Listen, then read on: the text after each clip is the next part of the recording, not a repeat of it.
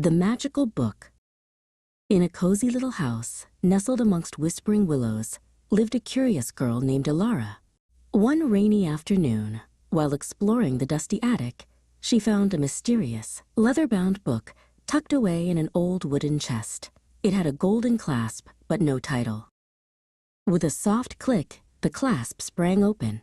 As she turned the first page, the ink on the parchment began to swirl and glow. The words lifted off the page, dancing in the air like tiny, shimmering fireflies.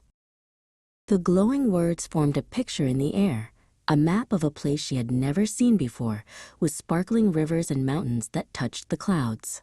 A tiny, shimmering arrow pointed to a spot marked with a star.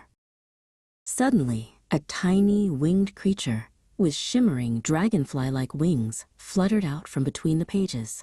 "Greetings, Ilara," it chirped in a voice like tiny bells. "I am Flicker, the guardian of the book. The story needs you."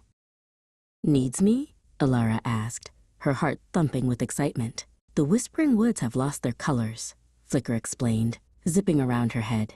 "A grumpy gnome has stolen them, and only someone with a kind heart can get them back."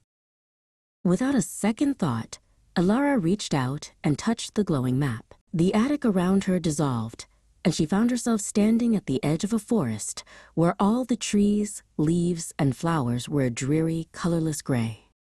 Following the map's guiding light, she ventured into the silent woods. Soon, she came across a grumpy-looking gnome sitting on a gray toadstool, surrounded by glass jars filled with vibrant, swirling colors. "Why did you take the colors?" Ilara asked gently. The gnome, whose name was Grumble, grumbled. "No one ever noticed my beautiful rock collection. I thought if everything else was dull, they would finally see my shiny stones."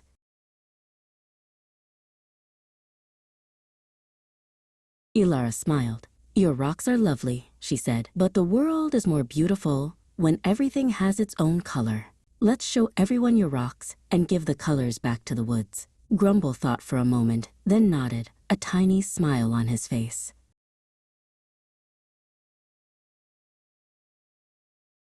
As they opened the jars, the colors rushed out, painting the forest in brilliant hues. The trees turned green, the flowers bloomed, and the river sparkled blue again. Ilara waved goodbye to her new friend and, with a touch of the book, returned to her attic, her heart full of magic and kindness.